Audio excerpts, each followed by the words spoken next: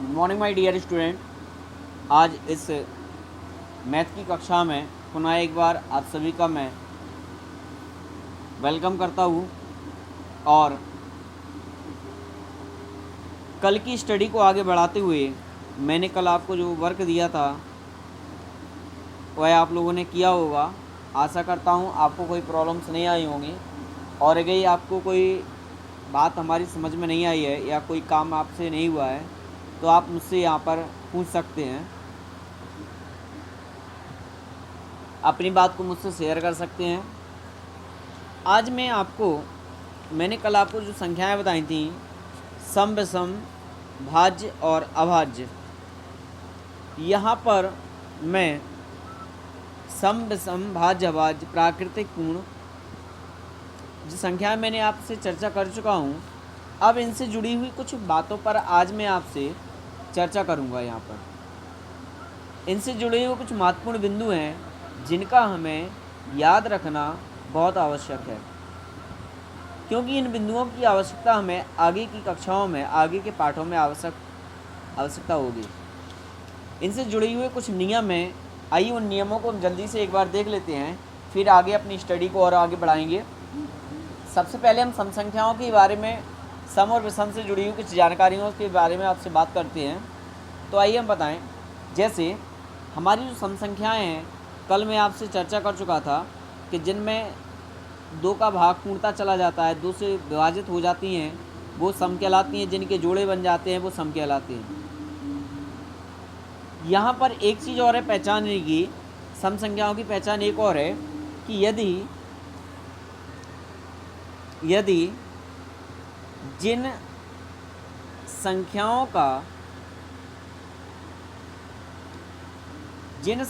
का इकाई का अंक, याद रखना इकाई का अंक, यहाँ पर मैं एक चीज़ खोल देता हूँ आपके लिए कि इकाई का अंक क्या होता है, कहाँ से आप काउंट करें। संख्या को हमेशा याद रखना दाएं ओर से काउंट किया जाता है, बाएं ओर तक चले जाते हैं पढ़ते हुए। तो ये हमारा दायां हाथ है, राइट हैंड है, तो संख्या को हम राइट साइड से पढ़ना प्रारंभ करते हैं और उसे राइट साइड से लेफ़्ट साइड की ओर चलते चले जाते हैं। तो राइट साइड में जो फर्स्ट डिजिट होता है, फर्स्ट अंक होता है राइट साइड से, वो हमारा इकाई का अंक कहलाता है। एक बिंदु यहाँ पर याद रखना कि संख्या को जब हम रीड करते हैं, पढ़ते हैं, यानी इकाई, दहाई, सैकड़ा, हज़ार, 10,000, लाख, इस प्रकार से करते हैं, तो इसे राइट साइड से स्टार्ट करते हैं और लेफ़्ट साइड पर जाकर के लास्ट में फिनिश करते हैं। लेकिन जब हम लिखते हैं तो उसे लेफ़्ट साइड से लिखते हैं और राइट साइड पर आकर के फिनिश करते हैं। जैसे मैंने आपको लिखा एक संख्या दी, जैसे एग्जाम्पल के तौर पर मैंने यहाँ पर लिखा 1 2 3, ये 3 अंक की एक संख्या है। 1 2 3 मैंने लिख लिया। आइए इसको रीड करते हैं तो इकाई, दहाई, सैकड़ा पढ़ा मैंने, इकाई, दहाई, सैकड़ा। तो इकाई दहाई को मिलाकर के 23 बना और सैकड़ा पर 1 का अंक है, 100 हो गया, इसे कहेंगे 123। तो यहाँ पर रीड किया राइट साइड से और लिखा मैंने लेफ़्ट साइड से। तो जिन संख्याओं का इकाई का अंक सम हो, सम अर्थात 0 2 4 6 और 8, इन्हें हम सम अंक कहते हैं। अंक मैंने आपको बताए थे 10 होते हैं, 0 1 2 3 4 5 6 7 8 9। तो इन 0 से 9 तक जो अंक हैं, इनमें 5 अंक जो होते हैं वो इवन नंबर्स होते हैं, सम अंक होते हैं, एंड 5 जो होते हैं वो ऑड होते हैं, वो विषम होते हैं। तो जो सम अंक हैं 0 2 4 6 8, अगर किसी संख्या में इकाई का अंक इनमें से कोई भी एक अगर है तो वह संख्या सम होगी। अर्थात 0 2 4 6 8 हो तो वह संख्या सम संख्या होती है।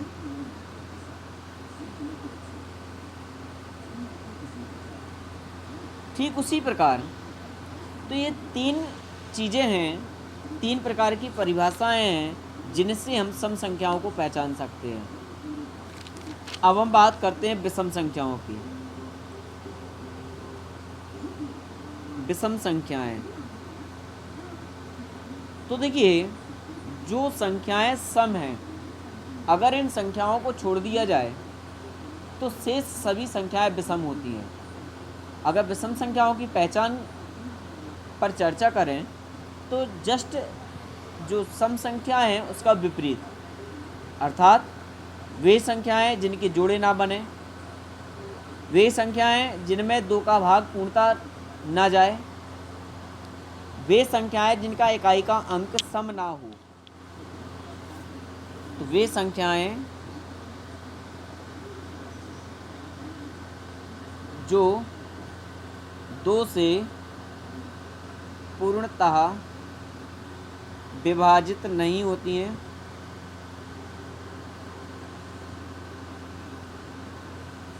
हैं, उन्हें विषम संख्याएं कहते हैं।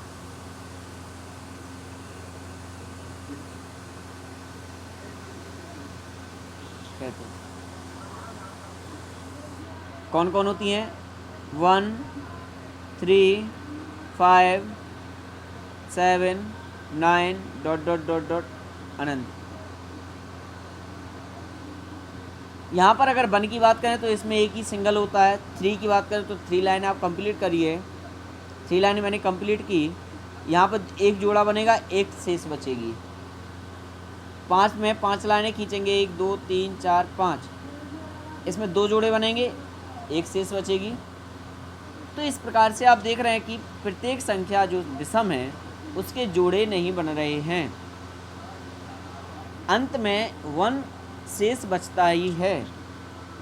अगर आप 2 का भी भाग दें तो 2 एकम 2, 3 में 2 का भाग दिया, एक शेष बचेगा। 5 में 2 का भाग दो, 2 दूनी 4, एक शेष बचेगा। 7 में भाग दिया, 2 ती 6, एक शेष बचेगा।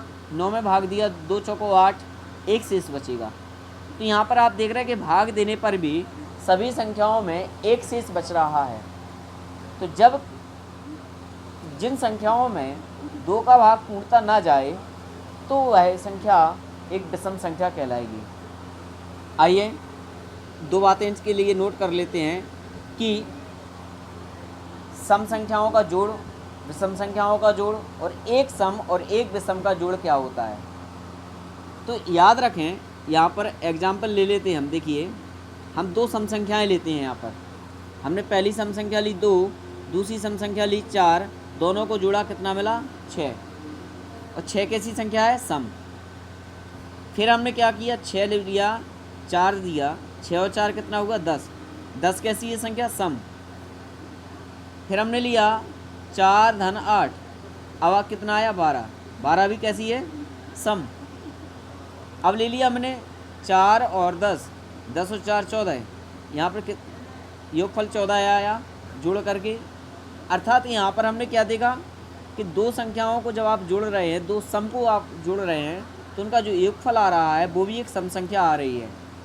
तो अर्थात 2 सम संख्याओं का योगफल सदैव सम संख्या होता है। इससे यह निष्कर्ष निकला, क्या निकला? 2 सम संख्याओं का योगफल सदैव एक सम संख्या होता है। अब पुनः दूसरा एग्जाम्पल लेते हैं विषम संख्याओं के लिए कि विषम संख्याओं का योगफल क्या होता है। क्या विषम का योगफल विषम होता है या विषम का योगफल सम होता है? आइए देखते हैं। अब विषम संख्याओं को लिखते हैं तो पहली विषम संख्या 1, दूसरी विषम संख्या 3, 3 और 1 को हमने जोड़ा, कितना मिला? 4। और 4 कैसी है संख्या? सम। फिर हमने 3 को जोड़ा और दूसरी विषम संख्या ली 5, 5 और 3 कितना हुआ? 8। योगफल कैसा आया? सम। अब तीसरी विषम 5, चौथी विषम 7, 7 और 5 कितना हुआ? 12। योगफल क्या आया? सम। तो यहाँ पर हम देख रहे हैं कि सभी विषम संख्याओं को जब आप जोड़ रहे हैं, दो विषम संख्याओं को जब आप जोड़ रहे हैं तो उनका जो योगफल प्राप्त हो रहा है वो हमें सम प्राप्त हो रहा है। तो इससे यह निष्कर्ष निकला कि दो विषम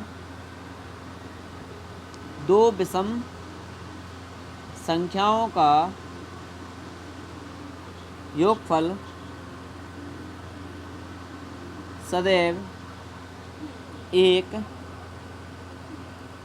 सम संख्या होता है। तो माय डियर स्टूडेंट, यहाँ आपने देखा कि दो सम का और दो विषम का योगफल जो होता है वो कैसा होता है, सम होता है, सम हमेशा। आप कोई भी विषम संख्याएं ले लो, हमने लिया 13 + 15, 13 विषम है, 15 विषम है, और 13 और 15 को जब आप जोड़ोगे तो 28 प्राप्त होगा आपको। और 28 जो संख्या है वो कैसी संख्या है, सम, क्योंकि 2 का भाग जा रहा है 28 में, 14 दूनी 28। तो दो विषम या दो सम को जब आप जोड़ेंगे तो उनका जो योगफल होगा वो सदैव एक सम संख्या ही होगा। आशा करता हूँ यहाँ तक आपको हमारी बात समझ में आ गई होगी। अब हम पुनः पूर्ण संख्याओं की ओर पहुँचते हैं, क्योंकि इनसे जुड़े हुए कुछ नियम हैं। तो इन नियमों का यूज़ हम जोड़ने में और गुणा में करते हैं। संख्याओं के जोड़ने में और संख्याओं के गुणा करने में इन नियमों का यूज करते हैं। तो आइए उन परिगुणों को, उन नियमों को, उन गुणों को देखते हैं कि वो नियम क्या हैं जो पूर्ण संख्याओं से रिलेटेड है। इन्हें आप कक्षा 6 में भी पढ़ चुके हैं। पहला यहाँ लिख लेते हैं, संख्याओं से जुड़ी हुई संक्रियाओं के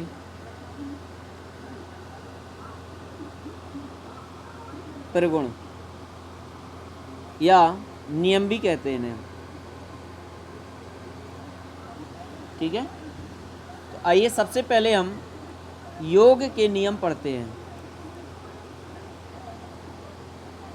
देखिए, ये जो नियम है वो घटाना और भाग में लागू नहीं होते हैं, केवल जोड़ और गुणा में लागू होते हैं। अब जोड़ और घटाना से भाग और गुणा की उत्पत्ति कैसे होती है वो भी हम आपको आगे बताएंगे इन नियमों के बाद में। तो सबसे पहले इन नियमों की चर्चा कर लेते हैं हम। आइए, पहला नियम है संबरक नियम।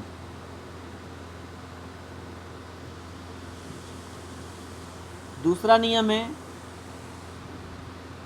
क्रम विनिमय नियम।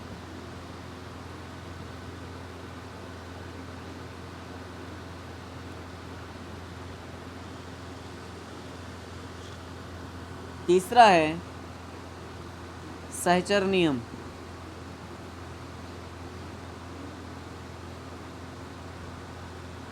और चौथा है योग का तत्समक अवयव,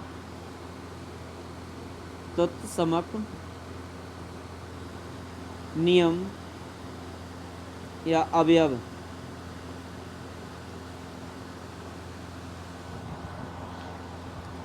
तो आइए इन चारों की बात करते हैं। सबसे पहले बात करते हैं योग का जो संबरक प्रगुण है वो क्या कहता है। योग का संबरक प्रगुण जो है वह यह कहता है कि जब आप, एक बात का याद रखना है, यहाँ पे एक पॉइंट और यहाँ पे लिख देता हूँ मैं आपके लिए कि सभी प्राकृतिक संख्याएं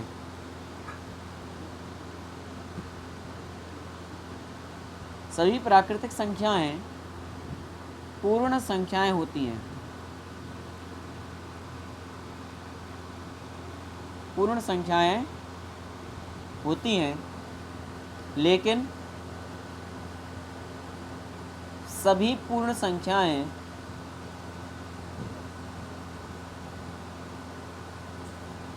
प्राकृतिक संख्याएं नहीं होती हैं।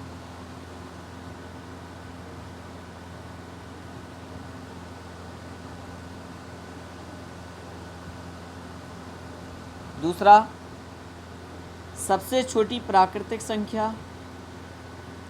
इन पॉइंट्स को याद रखना बहुत ज़रूरी है डियर स्टूडेंट्स। छोटे छोटे पॉइंट हैं पर बड़े ही इम्पोर्टेंट हैं। तो सबसे छोटी प्राकृतिक संख्या क्या है? सबसे छोटी प्राकृतिक संख्या 1 है। वहीं दूसरी ओर सबसे छोटी पूर्ण संख्या, होल नंबर, सबसे छोटी पूर्ण संख्या 0 अर्थात 0 है। सबसे छोटी विषम, सबसे छोटी विषम प्राकृतिक संख्या 1 है। सबसे छोटी सम प्राकृतिक संख्या 2 है। सबसे छोटी अभाज्य संख्या 1 है। सबसे छोटी सम अभाज्य, याद रखना पॉइंट पे, याद बात शब्द पे ध्यान देना, सम अभाज्य संख्या वो क्या है? 2।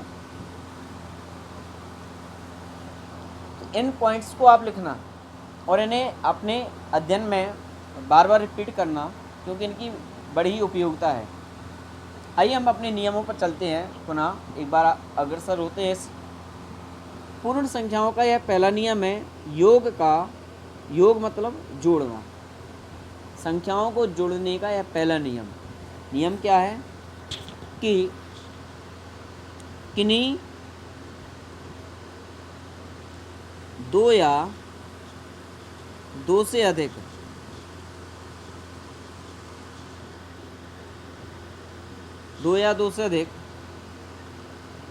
पूर्ण संख्याओं का योगफल सदैव एक पूर्ण संख्या ही होता है।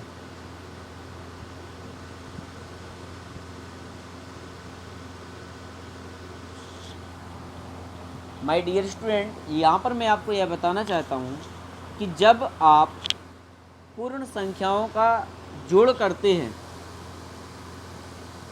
अर्थात संख्याओं को जब आप जोड़ते हैं तो उनका जो योगफल आता है, जोड़ होता है, वह भी एक पूर्ण संख्या ही होता है।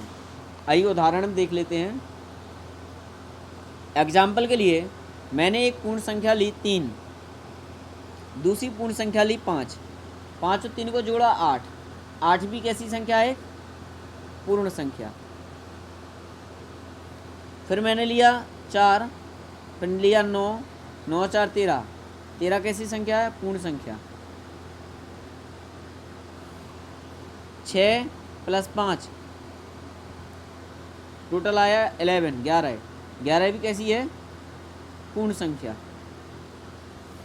तो जोड़ भी वह पूर्ण संख्याओं को और प्राप्त भी क्या हो रही है हमें? पूर्ण संख्या ही। तो यहाँ पर यह नियम लगता है कि जब किन्हीं 2 या 2 से अधिक पूर्ण संख्याओं को आप जोड़ते हैं तो उनका जो योगफल है वह सदैव एक पूर्ण संख्या ही होता है। दूसरा नियम क्या कहता है? क्रम विनिमय नियम। देखिए, जैसा कि इसका हेडिंग है क्रम, क्रम मीन्स संख्याओं का क्रम। विनिमय, विनिमय मतलब होता है बदलना, आगे का पीछे कर दो, पीछे का आगे कर दो। क्रम विनिमय नियम मतलब संख्याओं के क्रम को उलट पलट करना।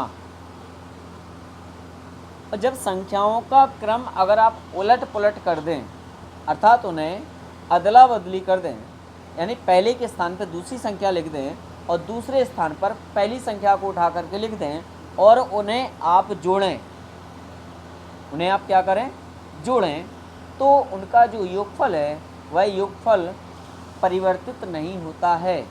यह पूर्ण संख्याओं के योग का क्रम विनिमय नियम कहलाता है। तो किन्हीं 2 या 2 से अधिक, 2 या 2 से अधिक पूर्ण संख्याओं के पूर्ण संख्याओं के क्रम बदलने पर उनके योगफल में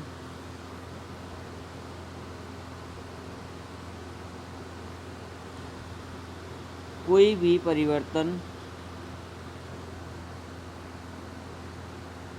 नहीं होता है।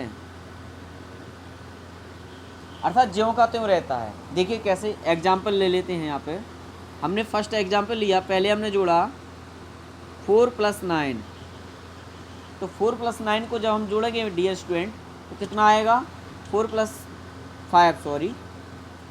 5 कितना हुआ, 9। अब मैं क्रम चेंज करता हूँ, 5 को लिखता हूँ 4 के स्थान पर और 4 को लिखता हूँ 5 स्थान पर। ठीक है, स्थान बदलने पर तो 5 + 4 कर दिया मैंने। तो 5 + 4 हमने जब किया तब भी उनका जो योगफल है, एडिशन है, वो हमें कितना प्राप्त हुआ, 9।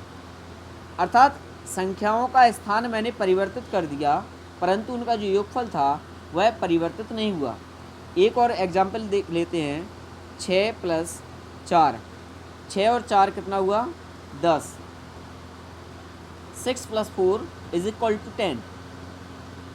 Then now exchange the place of the numbers, so 4 in place of 6 and 6 is in place of 4, but the addition of both number 10, so there is no change in addition in total। यहाँ पर आपने देखा कि मैंने 6 और 4 को जोड़ा, पहले 6 + 4 लिखा मैंने तो 10 आया, और वहीं पर मैंने संख्याओं के स्थान परिवर्तित कर दिए। 4 को लिखा 6 के स्थान पर और 6 को लिखा 4 के स्थान पर, तो 4 + 6 भी किया तब भी उनका टोटल कुल कितना हुआ, 10 हुआ।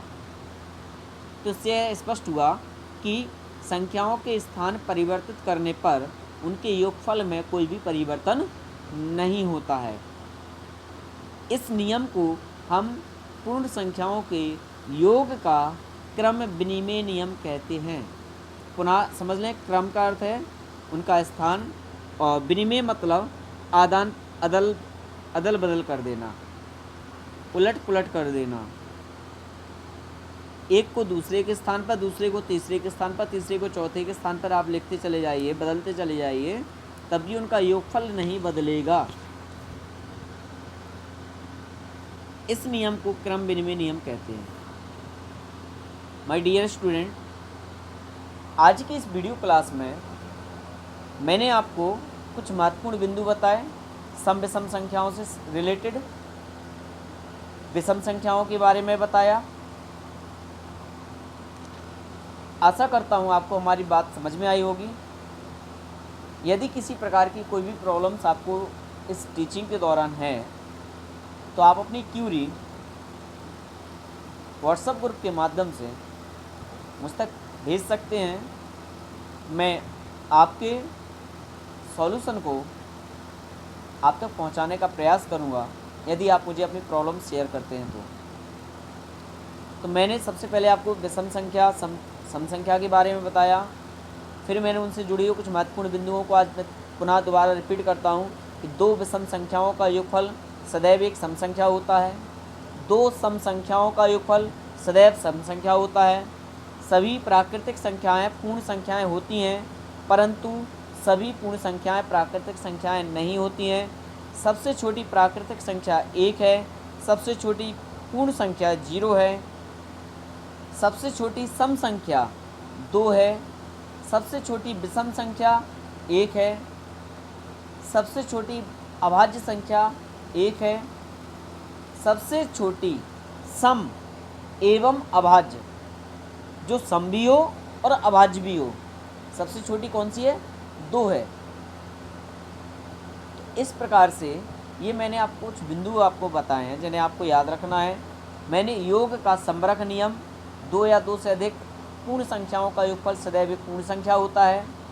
क्रम विनिमय नियम बताया कि संख्याओं के स्थान बदलने पर उनका योगफल नहीं बदलता है, इनको हम क्रम विनिमय नियम कहते हैं। इसको हमने क्रम विनिमय नियम कहा कि संख्याओं के स्थान बदलने पर उनके योगफल में कोई परिवर्तन नहीं होता है। तो आज की इस टीचिंग क्लास में आपको मैंने 4-5 बातें जो बताई हैं उनका आप नोट करें, अध्ययन करें और अध्ययन कर तो आशा करता हूँ आपको हमारी बात समझ में आई होगी और आप इसे अपनी फेयर कॉपी में प्रतिदिन की तरह नोट कर रहे होंगे। इन पॉइंट्स को भी आपको नोट करना है, इनका अध्ययन करना है और इन पर आपको अपने एग्जाम्पल्स प्रिपेयर करके तैयार करके उन्हें सॉल्व करना है और इनसे जुड़े हुए कुछ क्वेश्चंस मैं आपको दे रहा हूँ जिनके आंसर्स आपको मुझ तक पहुँचाना है। फर्स्ट क्वेश्चन इज़, योग का संवरक नियम क्या है? ध्यान दें, योग का संवरक नियम क्या है? द सेकंड क्वेश्चन इज, दो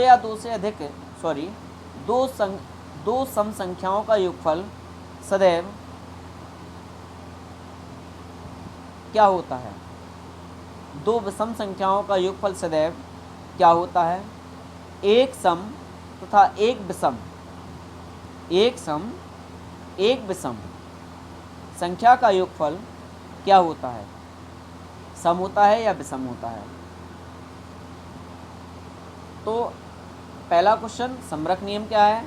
now the second question is, दो सम संख्याओं का योगफल सदैव क्या होता है? तीसरा क्वेश्चन, दो विषम संख्याओं का योगफल सदैव क्या होता है? चौथा क्वेश्चन, एक सम तथा एक विषम संख्या का योगफल क्या होता है?